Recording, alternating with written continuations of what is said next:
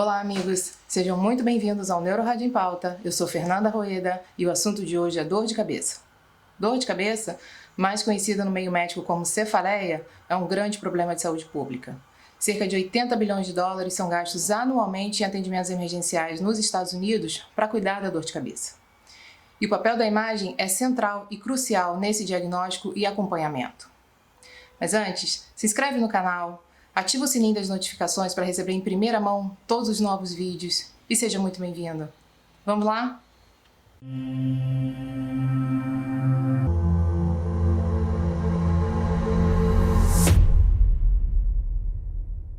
Olá, amigos! O tema de hoje é dor de cabeça. Dor de cabeça, também conhecida no meio médico como cefaleia, um sintoma e não um diagnóstico extremamente comum no meio médico. Lembrar que de 1 a 4% dos atendimentos emergenciais por conta de dor e por conta de alteração neurológica é feito por queixa de cefaleia. E a gente divide esse grupo de pacientes em dois grupos basicamente. Os que têm cefaleia primária, sendo as duas mais comuns a migrânia e a cefaleia tipo tensão, e as cefaleias secundárias, que usualmente têm uma abordagem mais relacionada ao ambiente emergencial.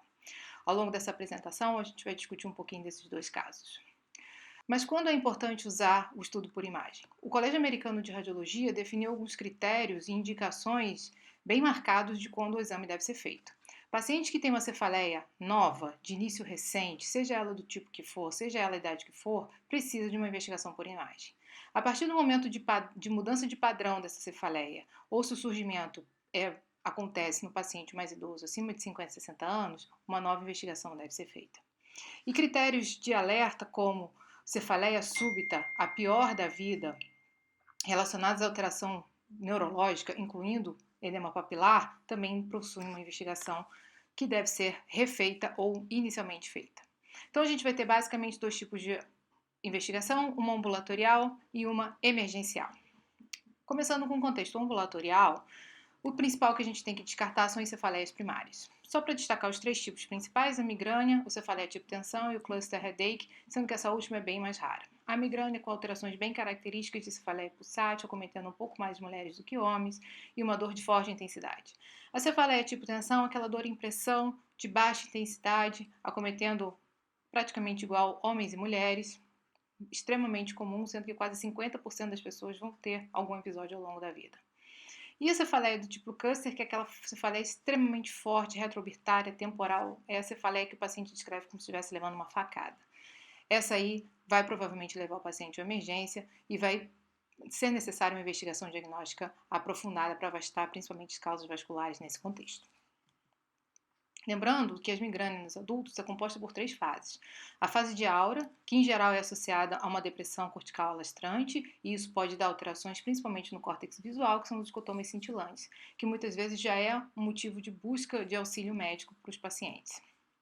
Tem o momento da crise em si, quando a gente vê um aumento do fluxo sanguíneo para o tronco cerebral e região dos núcleos da base, e tem o momento interictal, que é exatamente entre uma crise e outra que a gente vê a presença de disfunção de alguns tipos de neurotransmissores, incluindo o GABA e o glutamato. E o que a gente vê de imagem nesses pacientes? Tem sido muito descrito a presença das hiperintensidades em T2 e FLAIR, que é como a gente descreve no laudo. Focos de sinal hiperintenso em T2 e FLAIR localizados bilateralmente no centro semioval, subcortical, frontal, parietal. E a gente põe em específico sugerindo gliose, e se o paciente tem uma história de cefaleia associada, provavelmente vai colocar entre parênteses cefaleia. A associação com infartos lacunares também foi descrita em alguns artigos. No entanto, atualmente, nem sempre essa relação tem sido vista e isso não tem sido confirmado, apesar de ainda ser bastante utilizado na radiologia e na prática clínica neurológica mesmo. Então, só para mostrar o que isso quer dizer, que alteração representa, isso é uma sequência FLAIR no plano axial e a gente vê múltiplos focos de sinal hiperintenso localizados predominantemente em situação subcortical, como esse aqui, por exemplo. Eles não pegam o córtex, eles não pegam as fibras em U, eles estão soltos ali na substância branca, mais periférica e não tanto periventricular, o que ajuda a diferenciar, por exemplo, de um quadro bem semelhante nessa mesma faixa etária que é a esclerose múltipla. Então a gente vê outros focos aqui espalhados num paciente jovem extremamente sugestivo de alteração secundária cefaleia, apesar de alguns estudos não mostrarem essa correlação direta. Os outros dois tipos principais, então, a cefaleia tipo tensão, como eu já falei, aquela cefaleia de pressão, realmente, que é de leve a moderada, e possivelmente por um aumento da sensibilização do centro nociceptivo trigeminal. E a cefaleia tipo cluster, que é bem interessante, no sentido que ela tem uma associação com os sintomas autonômicos. Então, o paciente tem lacrimejamento associado, pode ter foto e fonofobia, assim como alterações do padrão pupilar. Isso está relacionado ao envolvimento hipotalâmico, que vai regular essa conexão, tanto com o centro trigêmino vascular, que é o da dor, quanto com o sistema parasimpático relacionado a essas alterações autonômicas relacionadas a esse tipo de cefaleia. Uma associação bem interessante e que vem sendo descrita cada vez mais, esse artigo saiu esse ano na Neurology, é a relação entre cefaleia e AVC. E eu coloquei causa-consequência porque quem vem primeiro? Na verdade, esse artigo buscou uma análise entre quem teve cefaleia 24 horas antes do AVC e quem teve cefaleia até 72 horas pós-AVC.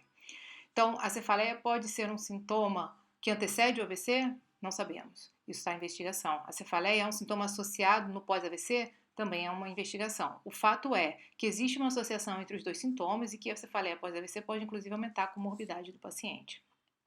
E ela está mais associada em mulheres jovens e que tiveram um AVC isquêmico cortical ou de fossa posterior. Na fossa posterior, pode estar relacionado a esse sintoma do trigger da dor com relação à inervação meníngea, que é feita de uma forma diferente e leva à dor. Mas vale lembrar que as mulheres jovens também têm uma associação de cefaleia com pequenos infartos lacunares cerebelares. Então, será que isso é uma associação incidental ou será que isso é realmente uma associação real? Valem mais estudos para a gente detectar esse tipo de alteração, mas é um alerta em paciente que aparece com cefaleia de início súbito ou uma cefaleia mais incômoda, recente, no pronto-socorro. No contexto emergencial, a gente vai pensar em algumas causas bem marcadas de cefaleia que a gente tem que afastar porque tem um grande prejuízo à vida do paciente. Então, seriam as alterações intracranianas expansivas, as alterações inflamatórias / infecciosas e as alterações vasculares e também de pressão intracraniana. Passando ponto a ponto sobre isso, a gente tem que lembrar da sigla SNOOP, que mostra quais são os principais sinais e sintomas associados a uma cefaleia de provável origem secundária e que merece uma investigação imediata por imagem. Então, o SNOOP, o S, seria os sinais sistêmicos, incluindo febre, perda de peso, presença de doença imunossupressora, presença de tumor associado de um câncer à distância, com a possibilidade de surgimento de metástase para o sistema nervoso central, gravidez, obesidade e história familiar de aneurisma.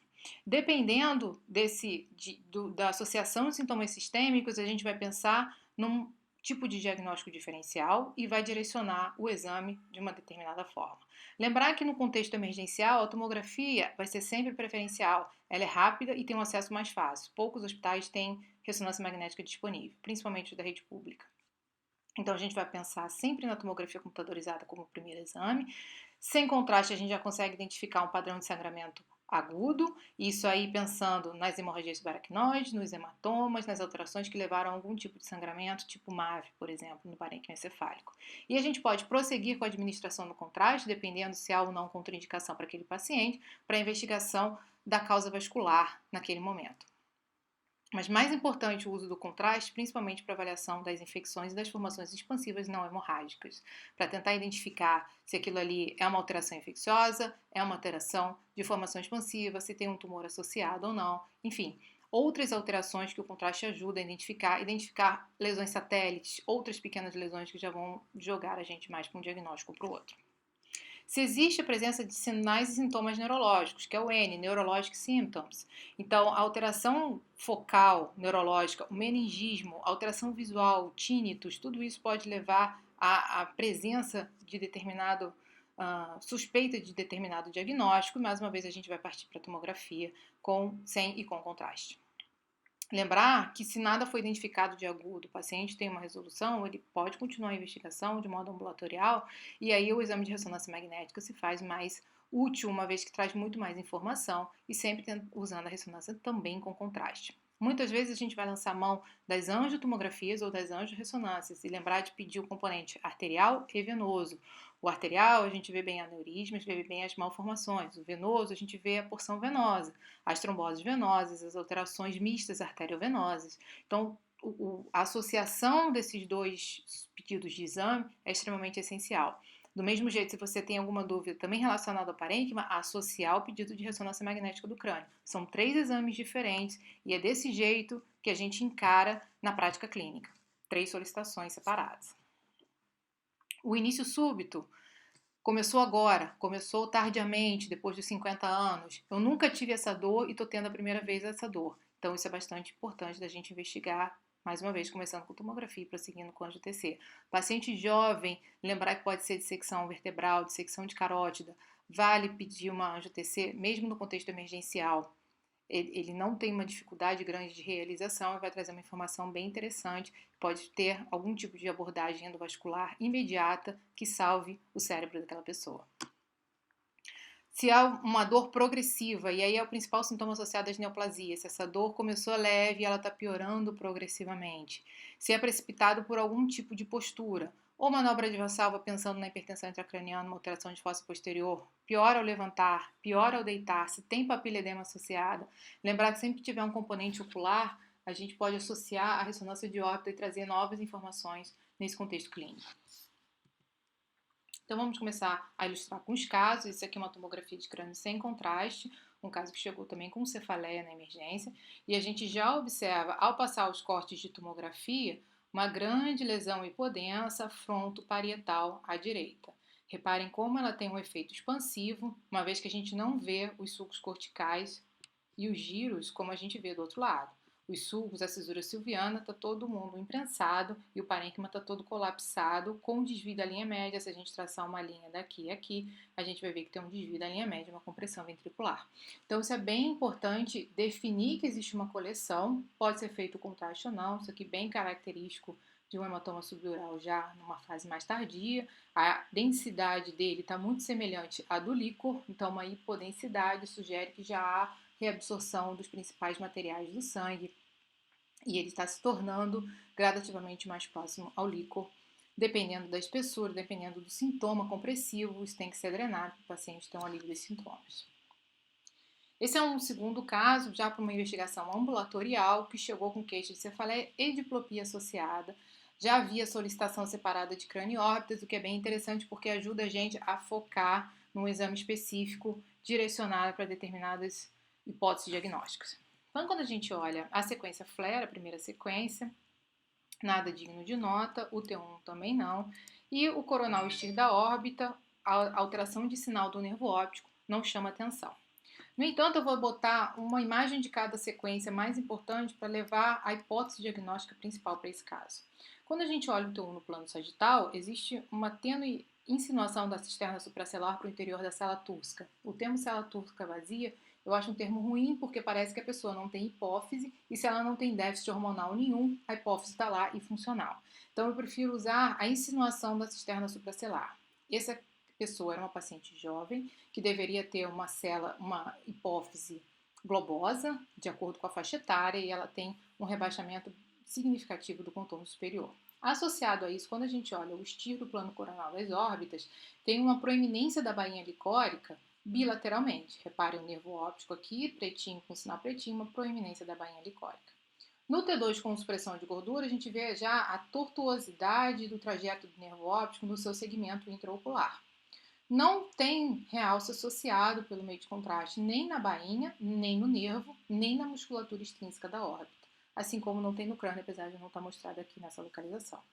E o bem interessante, quando a gente faz o axial fino, a difusão fina axial direcionada para a órbita, a gente vê um foquinho de restrição à difusão, nível da inserção do disco óptico com restrição à difusão, sugerindo uma marca do papiledema.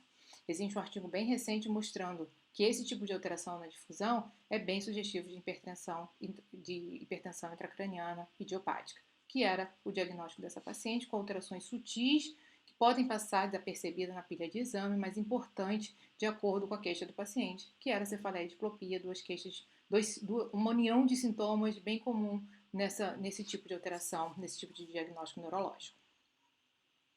E por último, esse caso, ele veio com pedido de ressonância de crânio, também com queixa de cefaleia. A gente vê na sequência FLAIR já chama atenção uma alteração bem expressiva na região occipital direita do parênquima encefálico, que se estende à região temporal desse lado. Quando a gente olha os cortes mais abaixo, a gente percebe que tem uma alteração difusa, uma ocupação difusa das células da mastoide.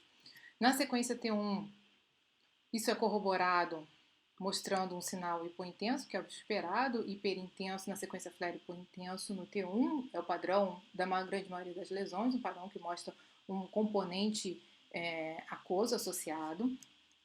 Prosseguindo a investigação, a gente fez o T2 estrela, ou o SWI, que é para ver os depósitos de ferritina ou hemosiderina ou calcificação, e a gente vê que de permeio à lesão à direita, existem alguns vasos tortuosos com marcado sinal hipointenso, vasos corticais que estão com depósitos de ferritina e hemosiderina. Na sequência tem um pós-contraste do crânio todo, não é um protocolo direcionado especificamente para nenhuma região, a gente percebe que existe um realce dural difuso, tanto do lado direito, um pouco menos, tanto do lado esquerdo, onde existe a alteração mastoideia, mas um pouco menos à direita. O seio sagital tem um realce bem expressivo, mas ele não tem um preenchimento central pelo meio de contraste. Isso é bem sugestivo de trombose venosa. Quando no corte mais baixo a gente vê a mastoide, tem uma tênue impregnação pelo meio de contraste, e essa região aqui da lesão occipital direita já apresenta um realce leptomeníngeo associado. Não há sinais de restrição à difusão que pudesse sugerir que isso era um evento isquêmico acontecendo.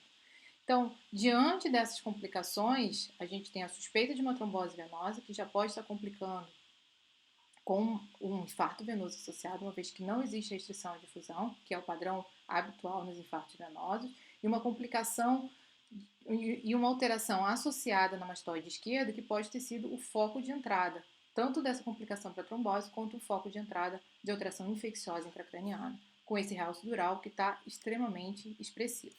Então a gente prosseguiu a investigação com angiorressonância magnética venosa.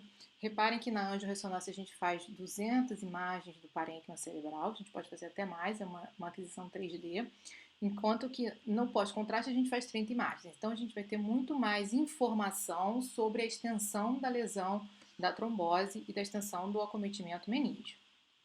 Aqui no plano axial a gente vê bem bonito a falha de enchimento no plano sagital, vê um realce bem importante da parte meníngea, principalmente à esquerda, mostrando também a trombose no seio reto e se estendendo ao seio sigmoide esquerdo transverso e sigmoide esquerdo em relação à alteração da mastoide.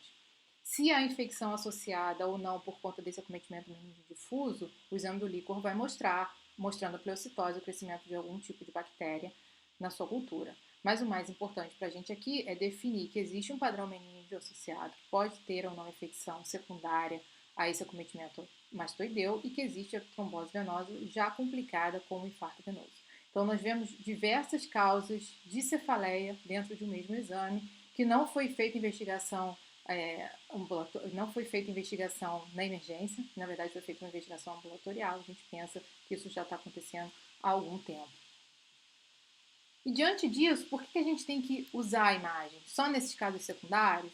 Sempre nos casos primários? Enfim, a gente tem uma rotina estabelecida já de quando deve ser feita a investigação, no entanto, o número de exames de imagem feito referente à cefaleia é extremamente grande.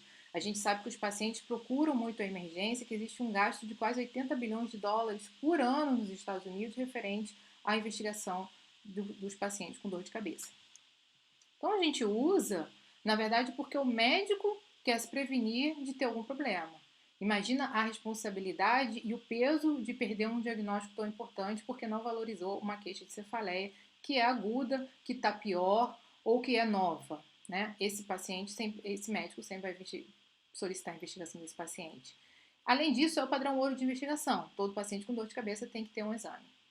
E a pressão e a insatisfação dos pacientes relacionados a eu vim até aqui e não vou fazer nenhum exame, por mais que a minha dor de cabeça já aconteça há muitos anos, hoje ela está pior. Será que aconteceu alguma coisa nova? Sempre vai ficar essa dúvida no ar e o exame acaba sendo solicitado. O paciente, na investigação, ele precisa saber que está tudo bem. Então, ele pede o exame porque o valor social negativo do exame negativo é muito importante. Ele se tranquiliza. Isso pode diminuir a incapacidade e a queda de produção que ele tem, inclusive no trabalho. Ele sabe que ele não tem um aneurisma, ele sabe que ele não tem um tumor cerebral. Ele sabe que a cefaleia dele, na verdade, é uma doença porque é uma cefaleia primária e não um sintoma de alguma outra comorbidade associada e alguma comorbidade que pode ser grave, tal como um tumor cerebral, um aneurisma. Isso vai, inclusive, levar à sua diminuição de idas, a diminuição de idas frequentes ao médico. No entanto, a gente tem que botar do outro lado da balança que a gente pede talvez muito exame, a gente faça talvez muito exame, isso leve ao muito exame negativo, mas quantos que a gente teria um positivo? A verdade é que é um número relativamente bem baixo. Cerca de menos de 1% dos pacientes vão ter algum acometimento mais grave. Dentre eles, o tumor cerebral, que é uma preocupação contínua dos pacientes, não chega nem a 1%. Então, a gente faz muito exame, porque existe uma pressão social muito grande, o sintoma é muito comum, as causas relacionadas secundárias, principalmente, são extremamente graves, mas, em compensação, são extremamente raras. E a neurologia, a neurocirurgia, os clínicos, a radiologia vai viver sempre nessa balança, dependendo do peso que vai para cada lado e de ter ou não os outros sintomas associados, que realmente exige uma investigação mais fina do paciente. Então, quando usar na emergência, a gente vai usar primeiro a TC sem contraste, principalmente para identificar as causas vasculares com hemorragia aguda. Pode prosseguir no contraste na suspeita de massa, na suspeita de investigação de uma lesão infecciosa ou na angio-TC, dependendo do tipo de dor do paciente, pensando nas dissecções arteriais ou na trombose. No contexto ambulatorial, a gente pode fazer a tomografia, idealmente esse paciente, no contexto ambulatorial, já deveria fazer direto uma ressonância com contraste venoso, o contraste permite uma avaliação melhor da meninge, pequenas lesões que podem não ser identificadas sem contraste, ficam mais facilmente identificadas com contraste. A angiorressonância também pode ser um pedido necessário, principalmente na investigação de doenças vasculares do tipo aneurisma, do tipo MAVE. Lembrar que a ressonância arterial a gente faz sem contraste. Então, se o paciente também não quer utilizar o contraste, a gente consegue fazer muito bem o padrão arterial. O padrão venoso, as máquinas mais novas já conseguem fazer sem contraste, apesar de algumas limitações. A gente sabe que anatomicamente os seios podem ser assimétricos e essa assimetria, se a gente não injeta contraste, vai gerar dúvida se existe uma trombose crônica ali com redução do sinal de fluxo dentro do seio ou se é simplesmente uma variação anatômica. Então, idealmente, a ressonância dos seios venosos deve ser feita com contraste. Ou se não houver essa possibilidade, fazer a tomografia, e a tomografia incluindo a avaliação da parede do vaso, dependendo do tipo de lesão, assim como nos aparelhos mais novos de 3 Tesla, as sequências para avaliação de parede de vaso. Então, para finalizar e ficar na cabeça o que tem que fazer e como tem que pedir, nos casos de cefaleia primária, ressonância magnética de crânio com contraste e avaliação ambulatorial, pode ou não haver a solicitação de antirressonância arterial e venosa associada, dependendo da hipótese clínica. Se o exame for normal, a investigação está feita. O paciente não precisa repetir anualmente esse exame, ele não precisa repetir porque ele teve alguma frequência maior de dor, sendo que a dor se manteve da mesma forma. Na verdade, a gente pensa em repetir se surgirem os red flags. Mudou o padrão da dor, mudou a intensidade, surgiu algum novo sintoma neurológico, enfim, toda aquela classificação do SNOOP. E aí, se ele for para emergência, ele vai fazer a TC, senão ele volta para o ambulatório e faz uma nova investigação, de preferência com ressonância, também incluindo ou não a possibilidade da presença da angio-TC ou da angiorressonância nesse momento. Sempre que possível, a utilização do contraste e buscar predominantemente as complicações vasculares, incluindo as arteriais e as venosas, alterações infecciosas, mesmo que o paciente não sabe, muitas vezes ele descobre na emergência que tem uma associação com infecção ou um tumor já com caráter metastático. E as alterações de pressão intracraniana, que também podem ser avaliadas com a punção licórica. No vídeo de hoje, nós conversamos sobre dor de cabeça, as principais indicações de exame de imagem e as principais alterações encontradas. Se você gostou, deixe sua curtida, deixe seu comentário, dúvidas são bem-vindas e eu te espero na próxima. Muito obrigada e até lá!